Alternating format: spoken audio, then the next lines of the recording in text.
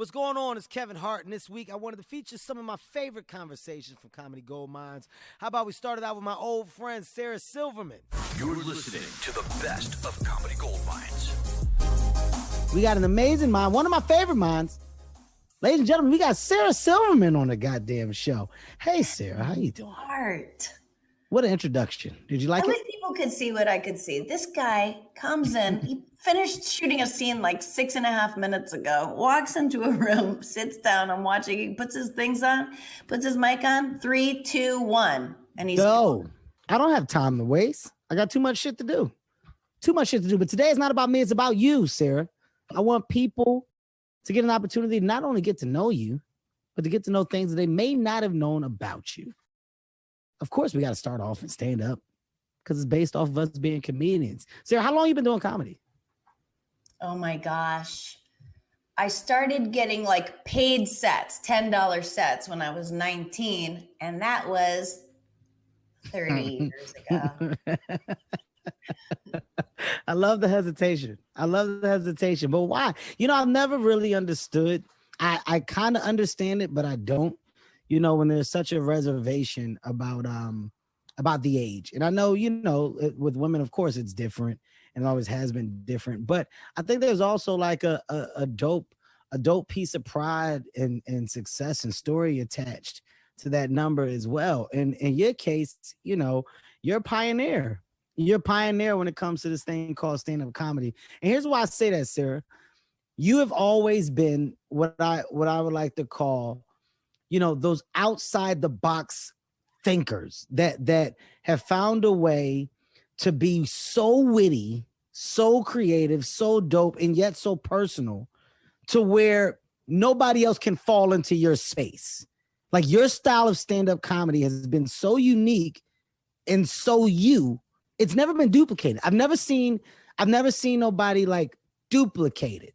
Like if I could compare you to somebody, I would say you, and I hate to do the male-female thing, but in this comparison, I'm doing it just for it to make sense. Dave Attell had such a unique way of thinking, right? Yes. You, to me, were along those same lines when it came to material. Oh, wait, that's such a compliment. I swear to you, I mean it. I was just wearing a t-shirt that he gave me that's like, you can see through it. It's so worn out. It means not like, it's just like some heavy metal, like some hot blonde with big boobs on the front of it or something. But you held on to it. Soft. Why? Where do you think your style of comedy came from? I don't know. You know, I mean, I always wanted to be a comedian. Did you always want to be? I always wanted to be a comedian since 3rd grade. Really? Yeah, I stumbled on mine. I knew I wanted to do something that was funny, but I can't sit up here and honestly tell you that it was always the plan to do stand-up comedy. I mean, like you didn't think about it until you were the funniest guy at the Speaker Star? I was definitely the funniest kid coming up. Right. I was definitely the funniest kid, you know, in class in school, but it wasn't until I got, you know, to that 17, 18-year-old age when the opportunity, you know, it came and it was brought up in conversation that I was like, oh shit, that would be dope. And then it became more of a real thing. It was always an idea, but I can't say it was my want. It was a want for you? You knew you wanted that? Yeah, I was like the family. I kept the family laughing. I was the youngest. Are you the youngest? I am the youngest. I'm the youngest out of 2. My dad has other kids, but I don't claim them. Right, they're not in who you grew up with. Yeah, I mean, yeah, my dad's got a lot of other kids, but I don't really know them all like that. So I always say it's just me and my brother and my dad other kids. Right. Does that make sense? Yes. How many do you have? There's 4 girls, but I do have like step siblings that were adults when my parents got married, so I never lived with them. And so it's the same thing. I never mentioned them, but I love them, but they're older. Like they never lived under the same roof or anything because when my mom married their dad. But yeah, there's 4 of us, 4 girls. So was it a shock to anybody when you made the decision to do stand-up comedy, or everybody knew it was coming? I think everyone knew it was coming. I was always like, I was the class clown and, you know, like just unless I was like in depression, which I could barely even function or go to school. But other than those times, I was the clown. Like I was. When you say in depression, why? Why was that? I don't know. I remember when I was 13, it just came over me like, you know how fast like a cloud will cover the sun and you're like, is it dark out? Or like, have you ever gotten the flu where you're fine 1 second and then you're like, oh my God, I have the flu. It was like that fast. It wasn't like my parents got divorced or, I mean, they did, but it was like just a chemical, like all of a sudden the world looked 1 degree different to me. And like, if your perspective changes 1 degree, the whole world looks different. And that can be a revelation or horrifying and, terrifying, In your older age now, is that something that you still deal with, or was that something of the past? I still deal with it on a mild level, but I can handle it. Like I've been on Zoloft since 94. Wow. And just the smallest dose, like I break whatever the one is like in half and I take that. And it's just been the perfect thing where I don't feel trapped in the middle with no highs or lows. I do have highs and lows, but they aren't they aren't debilitating as much. Okay. They don't make me paralyzed with fear, as much. Like I can handle it. When I have lows, I can think to myself like, this will pass. I know for a fact this will pass. You know what I mean?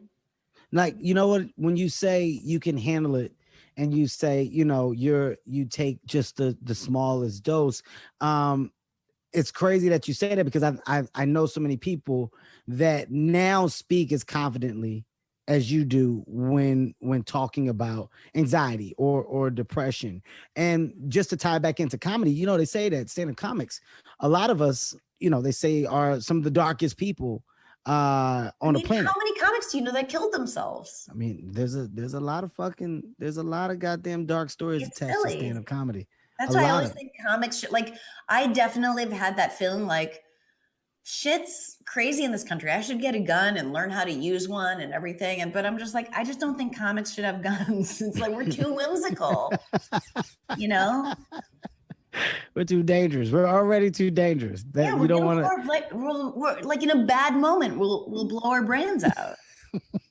It's fucked up, but I think it's true. I'm not laughing at the idea of a comic blowing their brains out, but I'm laughing at the truth behind comics being so dark. I mean, do you feel like comedy has helped you though? Has it helped you through these times? Like, has stand-up comedy acted as a calming device for you? I mean, I stand up.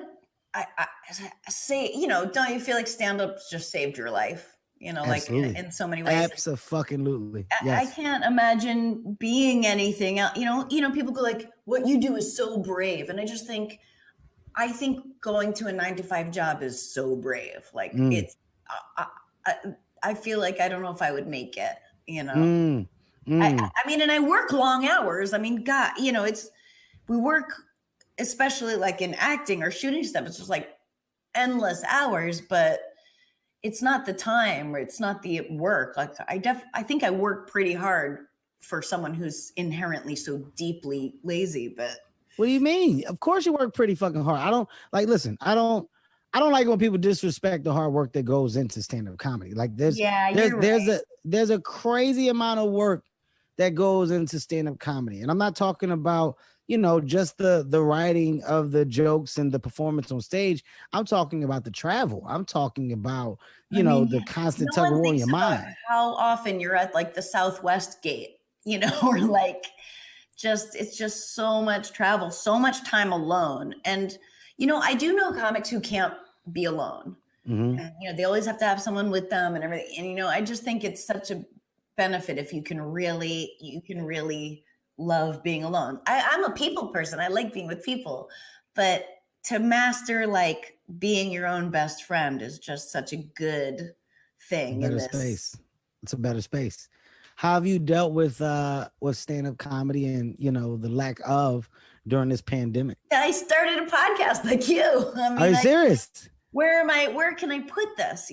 So like, that's been kind of, do you feel this way? Like, it's been a real revelation because everyone had a podcast and I'm like, oh, I'm not going to have one.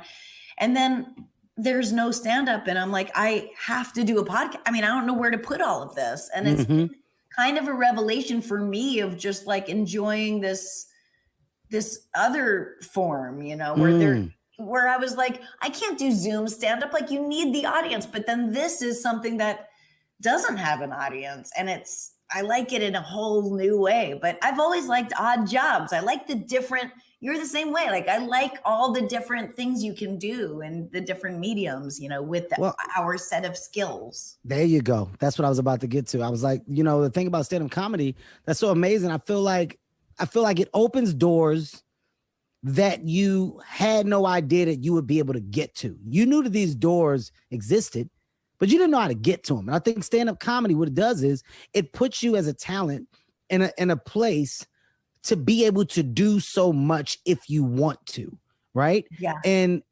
as a creative mind, we're always thinking, like you said, during the pandemic, you was like, where do I put this? What do I do? Because you're creative. You're constantly thinking. You're constantly pushing your mind to do more, say more, be more. And for me, I'm so goddamn active.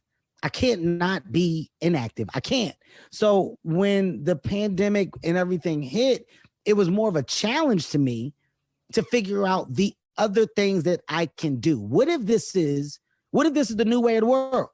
What if this is it? What if this is going to be the new norm? And if it is, then what's my new everyday? Comedy finds a way. Oh my God. Or else you're old. I mean, you're like, well, I can't do these newfangled things. I can't learn this technology. It's like, well, then you're old. You're going to be from the past. Do you see it coming back and us being able to get back to the way that we once were in it?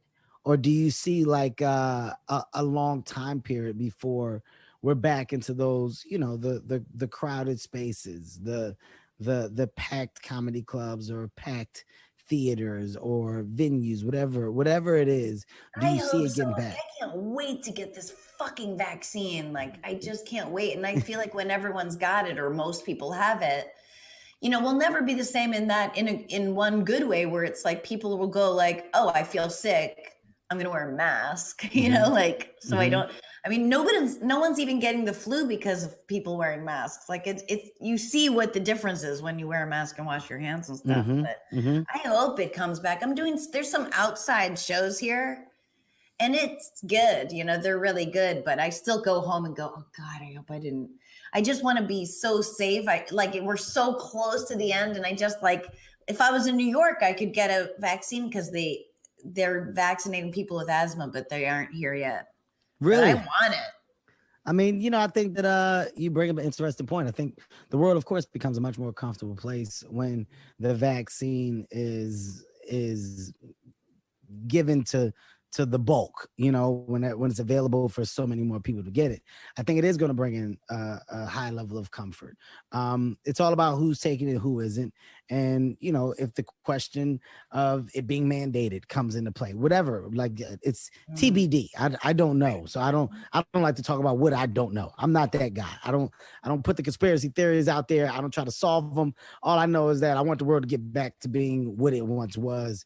And I'm all for whatever fucking does that. That's the fence that I'm on. I will say though, with stand-up comedy, there's more questions that I have for you just in the temperature of comedy today. How do you feel about the conversation that's attached to the thing that is a joke? You're a person that's experienced some fire.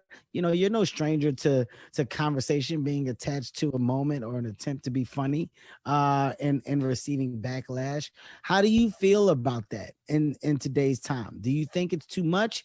Are you ready for there to kind of be a leveled out understanding of joking versus not joking, or what? I could argue either side, obviously when like 2 weeks in a row, I'm apologizing for jokes I made about Britney Spears 14 years ago. I'm apologizing for that. And you know what?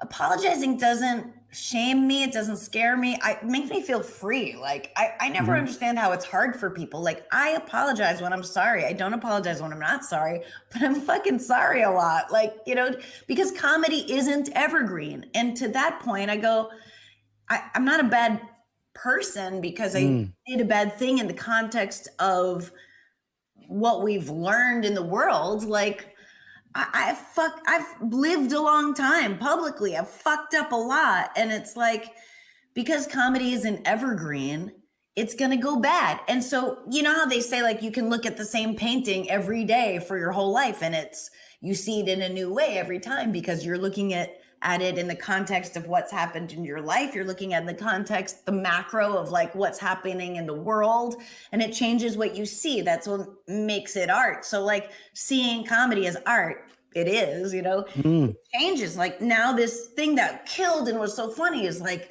we cringe at it, or it's, you know, it's deeply rooted in racism, or it's, you know, it's like all these things that become like, as we wake up more and more and empathize with people and understand people's experiences more, like stuff goes bad.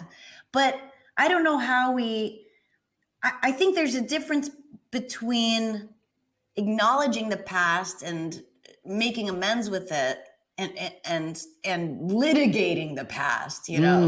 And I just quoted Neil Brennan's joke, which is so brilliant, of like, and I'll fuck it up terribly, but I think about it all the time in terms of this, because they'll go like, he has some joke about people going up to LeBron James and being like, this is a picture of you when you were 15 and you're only 5'7". And he's like, yeah, but I grew. Yeah, but this is you, right? And it's like, it is so true. And it just, you know, I always call it like righteousness porn, because it's like, do people, when they point out a fucked up thing you did and they demand an apology or this or that, it's like, do you want this person to change, or do you want them secretly to stay the same so you can point to them as wrong and yourself as right? You bring up such a good point. I wish I had a horn on my podcast so I could, I wish I had a DJ horn so I could, Words. Oh my God. What up, world? This is Kevin Hart. We got a brand new episode of Comedy Gold Mines next week. But today I'm playing some of my favorite guests. Here's Hasan Minhaj on Comedy Gold Mines. This is the best of Comedy Gold Mines. Once again, we're inside the mind of Hasan Minhaj. And before we took a break, Hasan, you said something so fucking amazing. You said when Russell Peters made it, it was so big for you and other Indian, let's just say comics, entertainers, whatever it may be, because it's the first time that you saw somebody that looked like you, that was blowing up. Bro, I'll paint the picture. Let's paint it. November 2005, tickets go on sale. Royce Hall, UCLA. This is his first North American tour. I got to tell Russell this story. I pay $80 plus the Ticketmaster fee. Bro, I never want to forget this. It was $14. I was like, fuck Ticketmaster. $95. I drive from Sacramento down to LA to see him. I'm like, yo, this is the first guy he's headlining. Chris Spencer opens for him. And I remember, like, Russell comes out. I was way up in the nosebleeds. And I watched the whole show. He had a white jacket. He had an all-white suit on. It was crazy. But I remember looking around me. I was like, I cannot believe this.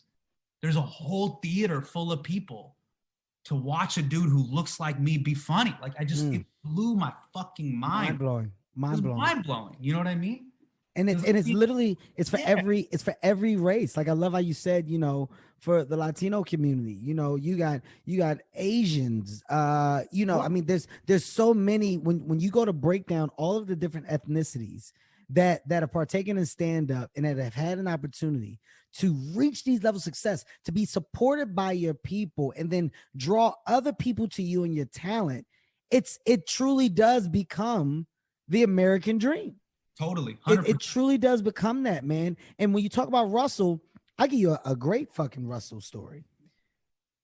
Russell was doing crazy tour numbers. This motherfucker was selling out arenas. What Russell's doing? What? Oh my God. Kevin Hart, in the beginning of his stand-up like blossom, I said, show me Russell's layout of his tour. Oh, wow. How big are the venues? Did he always go that big? Was he patiently? How did it happen? I wanted Russell's information because I was so blown away by Russell's consistent numbers on his tour. Even when it got to the point where when I started getting the movies, I got into an argument with a studio over a Russell Peters casting. And there was a conversation back and forth. And I was like, you're arguing when a person has the fucking proof that they have a following. This is when I started to understand what results in ticket sales meant. You can't tell me because I have the leverage. Russell had the leverage. And at the time, I don't think Russell realized how much leverage he actually had when he was in that. And I want to give you props because I think what you did with Think Like a Man, the first one, the way you kind of really toured that movie to make it a thing. Mm-hmm.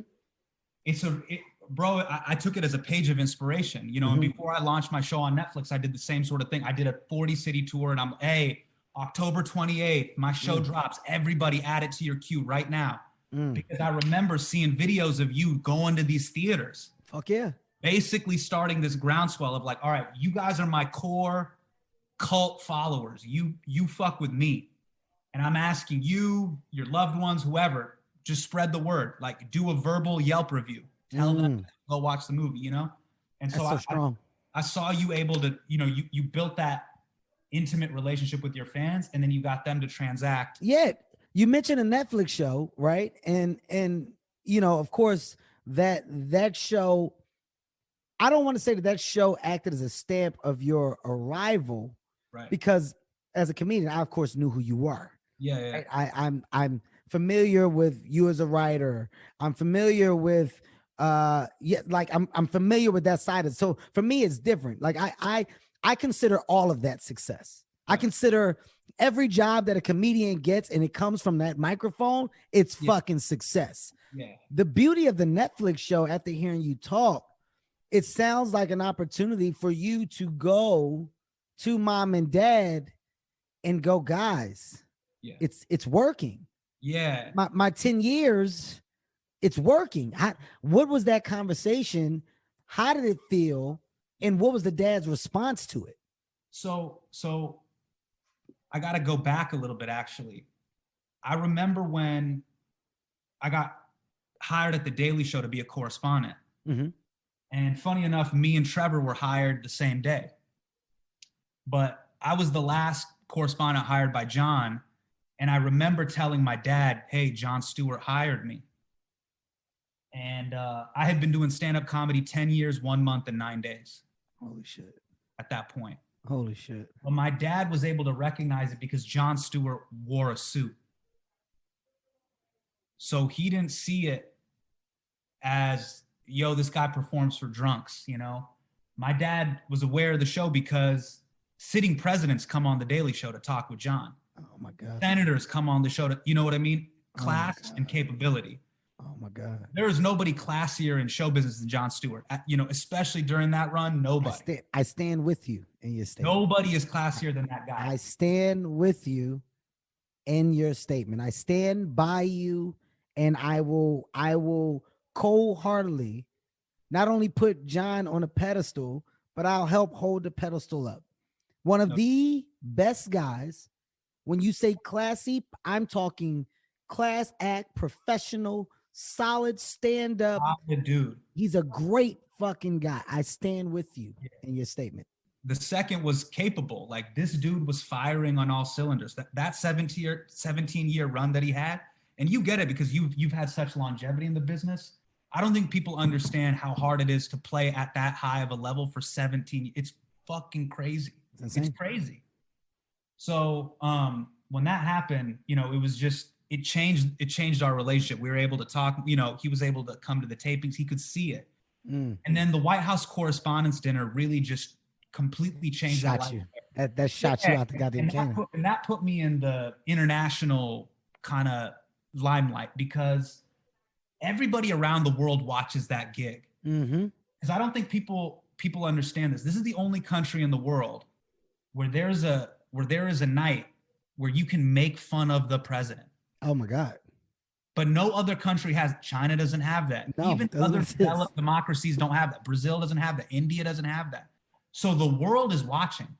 So yeah, 10 million people on YouTube see it, but 100 million people around the world. All around the world see it. By the way, because we're America, everybody wants to see the quarterback get sacked. Mm-hmm. I love your fucking analogies. That's the one night where the court jester gets to go at the king and lives, bro. What do you write that set? You know, as soon as you get the gig, are you like, fuck, man, what am I going to say? Do you go to like some of your closest guys? Like, how do you put that together? My whole story, man, I'm like the Patrick Beverly story. You know, like I'm the undrafted guy who found an opportunity. Even with the Daily Show, you know, Michael Che left to go to SNL, so there was an open spot, and so there was this little blip. My manager emailed me. I'm like, I think I was born for this. Like the Daily Show is speech and debate. I can do this. Like I can do this. You have to write a desk chat. I'm like, I can write. I've been writing this since high school. So that was an opportunity where, there was an opening in the line of scrimmage. I ran through it, you know?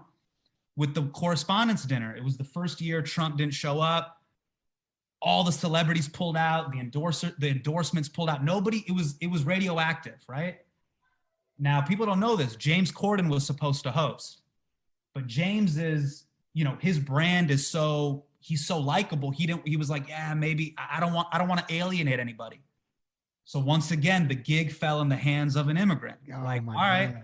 you know what I mean? God. We'll do the work that nobody else will do. And so time and time again, I've always been this low draft pick, but if you put me in the game, all right, I might hit a big shot. I'm going to seize the moment. Seize the moment, you know? And so, oh my God. So like that changed my life. And a few months later, Netflix called, hey, do you have an idea for something?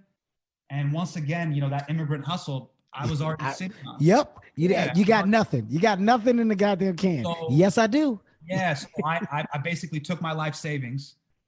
I don't want to say it on air, but I can tell it to you what it was off air. I talked to my wife. We had our life savings. And I told her, I was like, as soon as I got off stage at the Correspondents' Dinner, I was like, I got to go be a free agent. I have to leave the Daily Show. Now, let me ask you something, right? What's the reason for not wanting to say your life savings? What's the reason for keeping that information to yourself? And the only reason why I ask is not about the number. Yeah. I give a fuck about the number, right? I don't think that the number really holds a real value over what you're saying. Right. But what I like is whatever that thing was, that thing was attached to you saying that this has to be the time that I seize the opportunity to do what I have put all my time and energy into doing. Yeah. So whatever that number was, and fuck it, don't say it. Don't say the number. Yeah. Whatever that number was, it didn't mean anything. But it's important. It was life savings. It was everything we had saved up at that point. Oh my God. So 2015. So the reason why I don't want to say the number is because everybody's financial situation is different. Yeah, keep it. And I want to be empathetic. Like right now, people are going through a lot of pain. Keep it. You're absolutely right. But I want everybody to know this. Whether you have $100 in the bank or 100 million in the bank, the risk, skin in the game. It's all the same. I put all my skin in the game. And this was a deep conversation with my wife because it could have gone two different ways. It was, we could do this life shit or we could do this career thing. And so I called, there was a studio at 34th and 8th. I built a stage over the weekend. It was a new studio, Al Jazeera America. It had gone out of business. The studio was empty. I built the stage with the stage designer. We shot a pilot. And then I went to meet with Ted and everybody at Netflix and I played the thing for them. They're like, you have an idea for a show? I said, fuck the idea, play. And I just played an episode of Patriot Act. It was already titled. It was already, yeah. Stop for a second. Yeah. Fucking stop. Hold the goddamn press. Somebody shut the front door. Yeah. Flush the toilet. If there's dishes in the sink, clean them. Right now, tell the kids to get off the steps.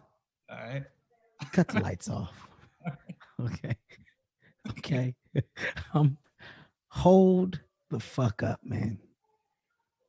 I please tell me that everybody understands what he just said. The man did not take the meeting that was proposed to him the way that he was supposed to take the meeting. It's a general meeting to either talk about an idea, pitch an idea, sell an idea. What he is saying he did, he's saying I took every fucking thing that I had. I invested that thing that I had in building a stage, building a set for me to do what I believe the idea that I hope, hypothetically, possibly, Netflix may like. Hopefully, they may like it. And if they do like it, I invested everything and I put skin in the game and it worked. But if they don't, honey, we are fucked. But we will figure it out. Right. Somehow, some way. But I don't think that they won't like it, because I think that they will, because I believe that is so strong. That is so fucking strong, man. But Kev, you know this, man, because I've seen, you know, every iteration, every little rise in your career. Coming out of that gig in 2017, I remember I'm walking the red carpet at the Met Gala, right? I'm like, yo, I shouldn't be here. Like, they made a mistake. But I realized, okay, I have this moment. I'm the hot new kid, right? You only get to be the hot new kid once. One time. And I'm so grateful to God that I was 32 years old when it happened. Because I was old enough to get it. You know what I mean? Your mindset is prepared to deal with what's going to come with it. Yeah, I could fuck around and get into some nonsense, make some bad financial decisions, make some bad personal decisions, take that for a spin around the block. Or I know I have the industry with their back against the wall. They're on the ropes. Are you going to knock them out? Now you can, whatever you want. When you're hot, you can get whatever you want. So I had this window where they were like, what else does this dude have? My special Homecoming King just dropped a month after the correspondence. This is like God wins a Peabody. I'm like, okay, I got it in the bag. Like, I have them, and they're going to ask you, what do you want? You can do whatever you want. So if I have this much leverage, I told my wife, I was like, babe, I got to do it my way. So it's not just being, you know, ostentatious or crazy. You got to have the window of opportunity. But when you have that window, you got to go. All chips are in. And so, yeah, man, I'm just so glad that I took that chance. You know what? I'm glad that you saw it. See, because there's so much brilliance in what you're saying, but the biggest piece of brilliance is you realizing it, right? You realizing that the moment was there, right? That you had to seize the moment. Yeah. And the gamble was taking what you had to help you seize the moment. There's a lot of people that may get the moment, but are fearful of the moment, are timid within the moment, that don't take the moment because they feel like this moment is going to last forever. And it doesn't. No. That moment don't last forever. I don't care how hot something is. The flame will sizzle out. But there's a difference when you say, I think this flame right now is so hot that it can continue to catch fire. It can catch fire elsewhere.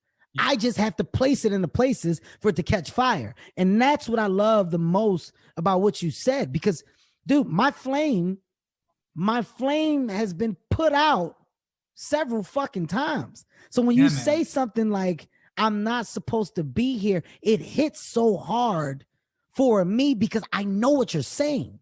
I know that feeling. I know that thought. I know that mindset of how the fuck. I got a question for you. Please. I'm in the next phase of the career, right? So we did 6 seasons of Patriot Act, and it's come to an end. And now I'm going to the next chapter. When I think of Grown Little Man, 2009, to me, that's a classic special. There's 2 sets of yours where I feel like you used the instrument of Kevin Hart to the maximum ability. If anybody is listening to this right now, go to YouTube.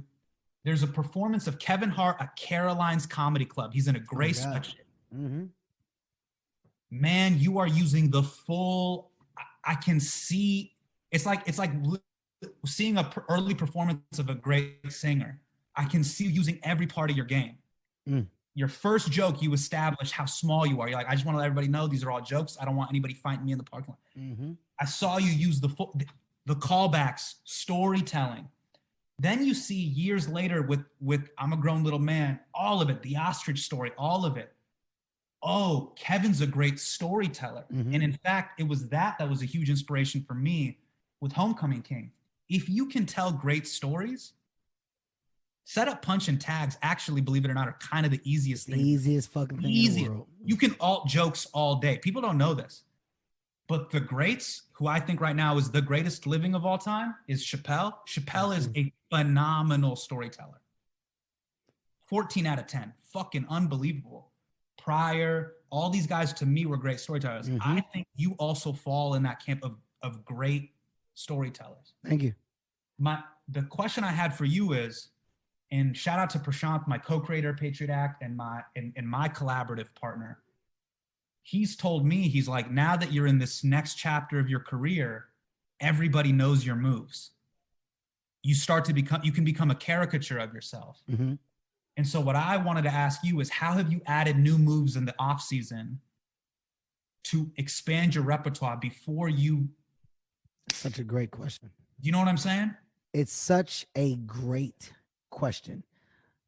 Here's what I figured out, right? It's going to sound crazy, but it's so true. Get Rich or Die Trying 50 Cent. Like, I mean, you can put it in the conversation of hip hop's greatest albums. One of the greatest albums ever. One of the greatest albums ever.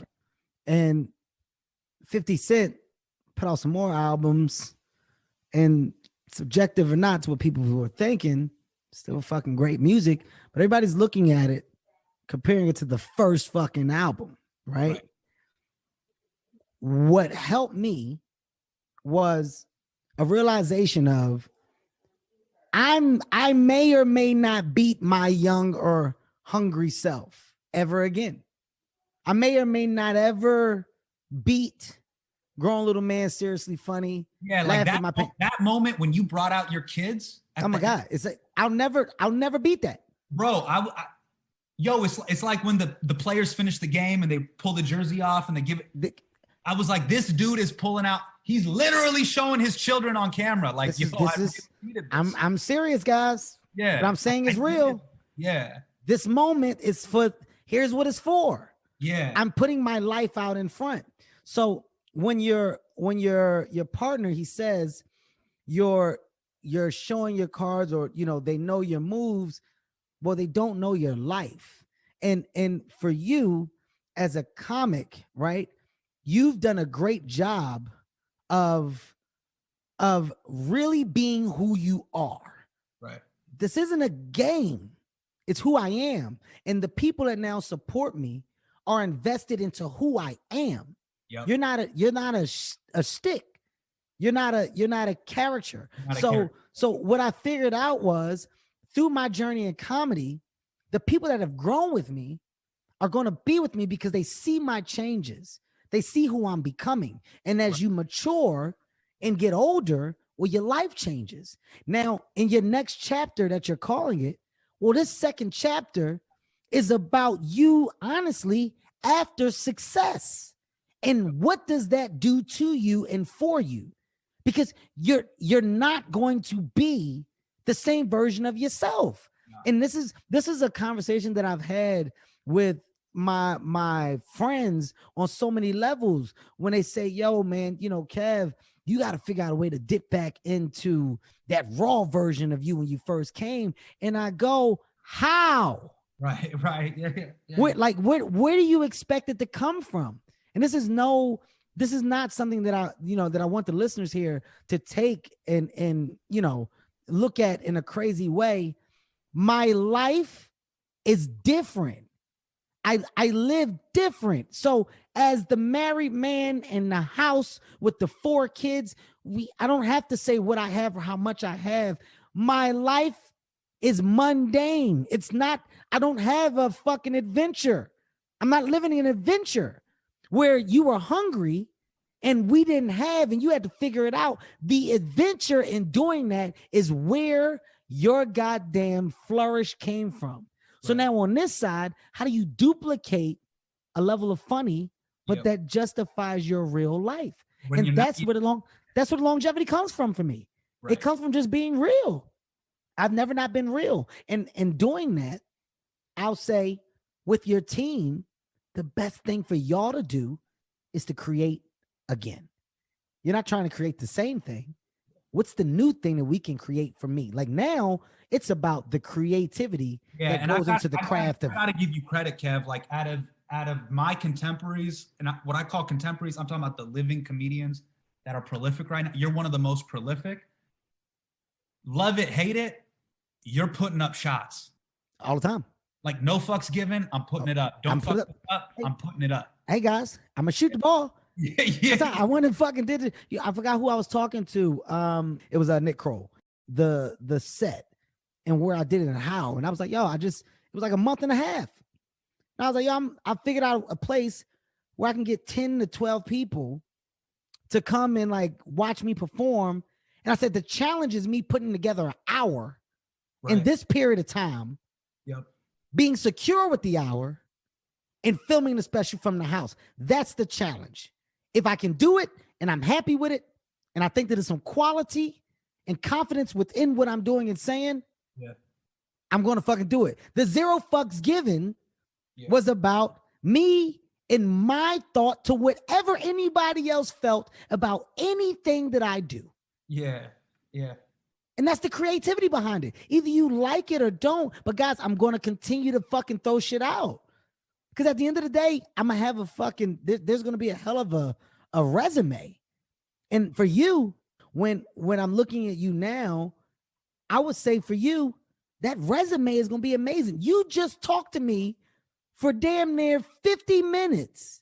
And that 50 minutes was a detailed story about your starting comedy, how, why, your dad, debate team, college, fuck it, amateur night, oh shit, did it. I somehow wound up at the correspondent dinner, fucked the carpet, took my savings. Hey man, shot a pilot. Netflix said yes. Fuck, 6 seasons later, that's done. But now my next chapter, I'm still a comic, but yo, I'm figuring out. Do you understand how strong that is to be in a position where you say, I'm figuring out? Yeah. That doesn't exist for us because everything for us as creatives is always, it's always like life or death. Yeah. We either have or we don't. That middle place, only a few see. Yeah, man. Yeah, I got you. And for you, man, I am more excited today about what your next special would be and what your next pop on any type of TV or movie or digital streaming, whatever the fuck it is, there is no way to say no because you have the resume. Right. Your resume says success. No, man. And look, man, you're the one that taught me to create that. The people who've rocked with me this long, that have come to the tour and have supported, like they love what I've kind of put out. We have this amazing relationship. Mm-hmm. You're the one that kind of showed me that, yo, every special, they keep sticking with you, you know, and as you continue to tell the stories about your family, it's almost like they're growing with your family. There's this other part of your guys' journey. I want to ask you this, man, you're in a very unique position and we're living in interesting, strange times. We really are like boxers or NFL quarterbacks. We're solo practitioners of our art. If there's anybody over the past 5 years who's taken more blitzes and sacks, it's been you. Mm-hmm. Like these cornerbacks, these motherfuckers are coming for your head. Mm-hmm. I don't have no feet. Yeah, I bro. don't have no feet. Bro, no more. like it's like, I don't have any more feet. have you ever, and I'm not even gonna name the controversies, have you Mhm. ever felt like this is they're not to be like DJ Khaled, but they don't want me to win. It's They're really trying to end me. How I- did you get through those storms? Because we live in this very strange time when, because of digital and all this, you don't know when the blitz is gonna come. It's like a drone strike. How have you survived and made it through? You know what I mean? The craziest shit will happen to you. And I was telling Prashant, Kev will be on Instagram and be like, I know this crazy shit happened, but Jumanji 2 is in theaters right now. Yeah. I'm like, this motherfucker is being extorted. And he's like, guys, that's fine. I'll pay it, but you have to pay for Jumanji 2 in theaters right now. I go, the level of strength this man has to not panic in the pocket. This motherfucker, do you not acknowledge this? You said that's fine. I'll pay it. But listen to me. I'll pay tell for you. Jumanji 2 in theaters now. Oh It's God, crazy, real bro. tears. No. This is a level of mental clarity and just wherewithal that you have that I don't think people give you credit for. People have no idea what this is like. Fuck, man. I'm just blown away. I'm blown away, and I shouldn't be, but I am. I love your commitment to just being you. We'll be back with a brand new episode of Comedy Gold Mines next week, but today I'm sharing some great moments from the show. Here's the very funny Bill Burr on Comedy Gold Mines. You're listening to the best moments from Comedy Gold Mines. We are back. I didn't know this We're was back. not serious. What do you mean you didn't know, Bill? I have a channel.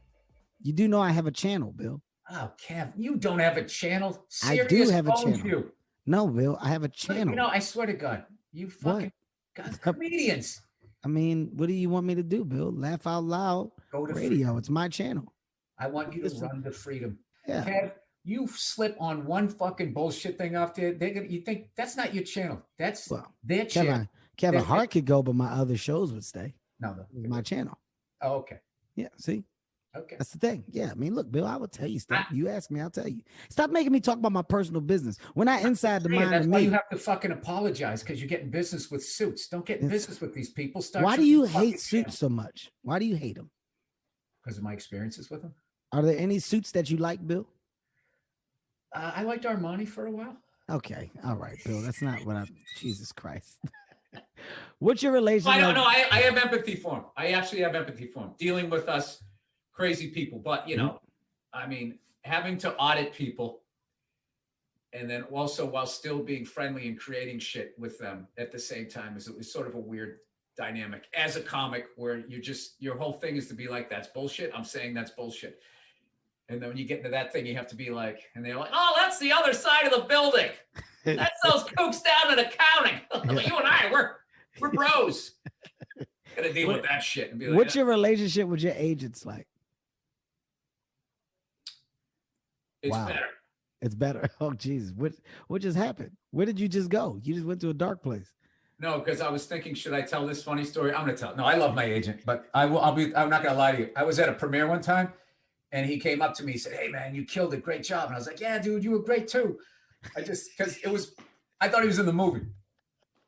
And then that's when we were just like, well, maybe we should. I only talked to him on the phone. So I forgot what he looked like. Oh God. He thought he was an actor. He thought his agent was an actor. He's a good looking guy. What can I tell you? Great head of hair. Oh my God. Yeah, Bill, man, you really crushed it, man. Good for you. You too, man. Wait, what? Bill, wait. You're kidding, right? Like, No, Bill, man. I'm your agent. I'm like, oh shit, I'm sorry. He didn't give a shit. We that's like our running joke now. How long have you been with him?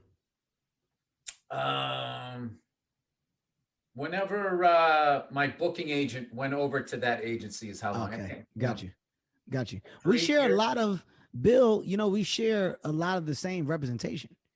We have for quite some time. You do know that, don't you? Well, Kev, if you called me a little more often and shared some of your life with me, I guess I don't have to call you. You should know that. You should know. I mean, I don't understand how you wouldn't know. I know because I ask. And I was like, oh, that's dope. Bill's got a fucking great team. Everybody knows it, Bill. Yeah, what are you talking about? Everybody knows it. You got a fucking great team of people around you. I know that because they're my team. Who do you like in the playoffs? This year, you know what?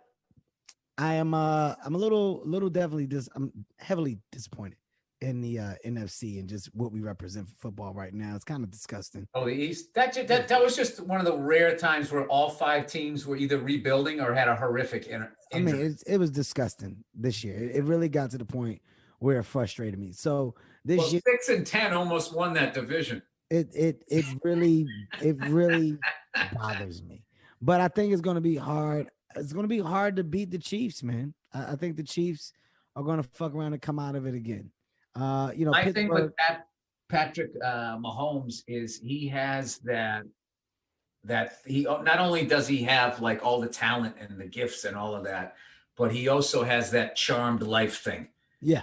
When I used to watch Derek Jeter, I was like, this guy is like, he's unbelievable. He's everything you'd want in a player. And then he also just had like that magic thing. Like, remember, I don't know, you watch like baseball when that guy overthrew the cutoff man and he ran and he was like over by like the on deck circle on the other side, on the first base side. He plays short and he just grabbed the ball and went like that. And the dude on the A's didn't slide and he got the out. And it's just like, I can't say that because that was just like a heads up play, but he just has that. He's got that thing. I just see Patrick Mahomes, so many games he should lose and they still win because like he just has, it's beyond being good. Well, I'm going to tell you. Beyond being good. He's that guy is blessed. Russell Wilson has it too. I love Russell. Russell Wilson's my favorite. Russell Wilson has it too. But you're a baseball guy though, right? You're not a football guy first. You're a baseball guy. I'm a hockey guy. And you're a hockey guy first. Boston. Yeah, that's right. Boston. No, it's Boston. You said it right. Boston. No, that's wrong. It's Boston. It's BAW if you want to say it right. You don't have to. Boston. But they kind of ruined the sport. They got too much of the fighting out of it and shit. I wish they just had accepted the fact that they were a rogue sport and that, the owners were just going to be multimillionaires. But for some reason, people always want more. So they're trying to make as much money as the NFL guys and hold people hostage for stadiums and all that bullshit that the fucking NFL does. Were you ever, did you ever play? Hockey? Yeah. No, it's too expensive. Did you ever play any sports? No, I did. Oh yeah, I played baseball. I played a little bit of football, and then I played pond hockey. What the fuck is that? Jesus, Kev. Kev, you know something? If you don't know something, it's okay. Nobody's putting what the pressure. fuck is that? Pond hockey? What is that?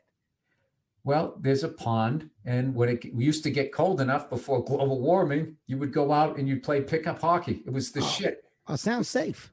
It was the shit. Well, this is what you do. You take the biggest rock you can find, and you throw it up in the air, and if it landed on the ice and slid, and no crack, a couple of cracks, you were fine.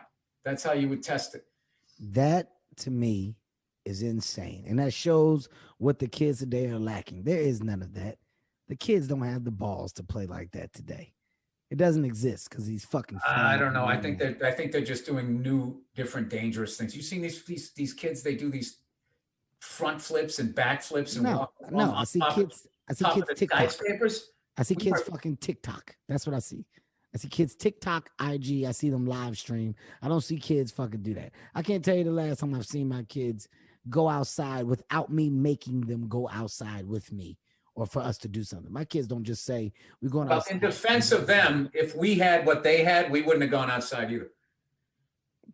Rightfully so. And I think, of course, that's part of the problem. Dude, video games were 2 lines with like a ball. Yeah. I mean, this shit, they're in the world. Yeah, the creative is out of this fucking world for them. All right, with that being said, as a parent, does that make you want to pull back some of the things that are available for your kids to use and play with today? Are you going to be one of the parents that's no games? I'll try to do my best to have a balance because you don't want your kid to be like dressed like a Quaker and churning butter. That's just a recipe for an ass kicking at school. They got to know what's going on. Yeah. But both of my kids are going to know how to drive. I have an old truck. I have a 68 F100 that shifts 3 on the tree, 3 on the column. Okay. They're going to know how to do that. They're going to know how to change the oil on it. What's important? Like what's important that you feel that knowing how to catch and throw a ball, knowing how to hit a ball. True story. You ready for this, Bill? True story. Learn how to ride a dirt bike, like knowing how to ride a motorcycle and shit. I like that Rambo stuff. Like, when you watch like Rambo, they used to always make a joke how no matter what mode of transportation he showed up to, he knew how to use it. Knew how to do it. Yeah. So I would like them to be able to do as much as of that type of stuff, to just kind of see like a world outside of the house, because I definitely, I learned how to braid my daughter's hair, right? Because I just didn't want to be her white dad, So. I can tell you that a friend of mine, this is like one of the most embarrassing things that I've ever seen, right? And he just had to laugh about it. I was like, yo, me and my family, we got bikes. We love to go out, man, and we ride. We go to like these little bike paths, and we'll do like, just a nice little family ride. I said, you should come. My friend's got like 4 kids. He's like, you know what? Yeah, that would be cool. We've never done anything like that. Let's do it. He says, I got to get his bikes. I said, well, come on, go down to the bike store. I said, my guy there, he'll give you guys like a nice little discount and stuff. So we go down there to get the bikes. His son is like 16 years old. He gets the bike. The whole family's ready to go. His son gets on the bike. Bill, his son could not ride a bike. I looked at him. I said, are you fucking kidding me? I said, you never taught him how to ride a bike? By the way, my friend is filthy rich. Filthy. Of course he is. He says, Kev, I'm a great father. He said, but this just made me realize that I missed some things. He had to say, I can't go today. Spent the day teaching his 16-year-old son how to ride a bike. Dude, I'm not going to lie to you. That right there is my biggest fear as a father. That's a fucking real thing. I don't want to miss any of that stuff. And what I've been able to change, right? Because every generation, you want to change, keep the stuff that work, changes. What I love about my kids is my kids are not afraid of me. They respect me, but they're not afraid of me. Mm-hmm. Like when I was growing up, you were afraid of your dad. Absolutely. Your dad came home, he came in the front door, you went out the back door. Like you just avoided that dude. If he was talking, everybody had to shut the fuck up and listen. So I've realized that so much of my anger came from the way I'm built, and then being in that overbearing old school style. Because my dad's a great dad. It's just like there weren't like videos teaching you how to be a better. He learned that. Sit down, shut the fuck up. Well, why do I have to? Because I fucking said so. Like, it's just like, you do that to somebody for 18 years, they're going to come out a little resentful. Then the greatest shit, this is the greatest shit, is then when you bring that shit up later in life, in your 30s, to your parents, they always just say the same shit. I never did that. My dad. And what I've learned, this is what I've learned. This is what I've learned, dude, is my perception of my childhood and my parents' perception of my childhood, neither one of those is true. Wow. It's somewhere in the middle, because kids put an unfair amount of weight on their parents because their parents are their universe. So little things to them. Wow. Hey, can I get this car? No, come on. No, stop it. Like, that's your world. Like, but that was the car I wanted. Yeah. And then like they're in their 30s and I wanted that car. And they would. And then they're sitting there going, like, motherfucker, I had 5 kids. I was just trying to get through the day. So I think what I learned from that is I have to understand that little things are big things to my kids. So all I have to do is listen and, let them say what they have to say, assess what they're saying. Obviously, if I still don't want them to be able to do something, if I don't think it's right, I'll still say no, but I will listen to them. And then if I fuck up, I apologize. So well, my dad is on key. Same thing. Same exact thing you're saying, right. But it's like my dad doesn't have any realization of the shit that he did. Now, me and my brother, we don't really give a fuck, but my brother was the one who was really affected. My brother was affected, not me. Like my dad stole my brother's car. listen, from the bottom of my heart, you're a fucking mess. I'm a fucking. What are you talking about? You are, Kev. You are. I'm not even close to the a reason mess. why you work so goddamn hard. There's two reasons. One, you want to be successful, all that shit, right? But you also, when you're fucking occupied, the smoke can't catch up with you. That's what I found in this pandemic. All my shit can't catch up to me. It can't catch up with you because you're doing the next thing and you keep it. It's just behind you. And all it takes is a fucking pandemic to sit me down. No more stand-up gigs. And you fucking clean the house and you threw out all your old shit. And then you're just sitting there. And then this melancholy, like from the first time in like maybe like a decade and a half, I felt depression. Really? To come up on. Yeah, I was just like, what the fuck is this? I thought I was past all of this. And it wasn't. Like I built this great life, but I didn't deal with this other shit. When you sat down, you felt like all of that shit came or was able to catch up. Everybody was quarantined. The phone stopped ringing. There was no more emails. I mean, there was occasional bullshit or whatever, but it was just like I had nothing to do. Wow. And I just sat there and this fucking shit came in like a marine layer. It just fucking settled in me. And my wife was, she was, what's going on with you? I was like, I got, I don't know, man. Like I got the fucking, the blues or something. I don't know what. I got the DPs. I got the pressures. Yeah. I got the pressures, honey. Yeah. So I played drums too, which is great to, I let guess, off some steam. And also sort of avoid what you're feeling. Okay. Once again. You're Will Ferrell on Step Brothers. Yeah, it is. Oh, yeah. Oh, dude, that fucking movie. That movie, one of the funniest movies, not only because me and my wife thought it was hilarious, my mother-in-law thought it was stupid. And she sat there and watched this with us. And she was going, this isn't fun. You think this is fun? And it just made it even funnier. And then I knew that part where he was going to put his balls on the drum and that they were going to show his balls. It's one of my favorite things ever. I don't think I can. I don't think that I definitely know that I'm not a depressed individual, but what you said makes sense actually though, about like moving so fast and shit never having a chance to catch up to you. And if it did have the opportunity, what effect on you would that have? All the shit that acts. Now, how much quiet time do you have over the course of a week? Like when you ride in your car, can you sit in your car and ride in it, not be on the phone and not have the radio on? I already know the answer to this shit. I used to tease about you on the phone when we were doing the pilot. With you. I got, if it's not the radio or I'm not even gonna lie. No. Yeah, because the demons, then the demons all of a sudden, like what made you become a comic starts coming up. Now I'm kind of at this crossroads where I'm sitting there. Do you live with your demons? Is there a way to face them and they do go away? Because that just sounds like some Dr. Phil shit. Yeah, but go away. One of the funniest inadvertent comedies I've ever seen in my life. I love the Dr. Phil show. But the fine go away. To stop doing heroin. And they're like, oh, okay. Thanks, Philip. I'm fixed. But what do you mean when you say demons go away? Like, do you really believe that they go away, or do you just put them to rest? You can put it to rest, but if you want to wake it up, you can wake it the fuck up.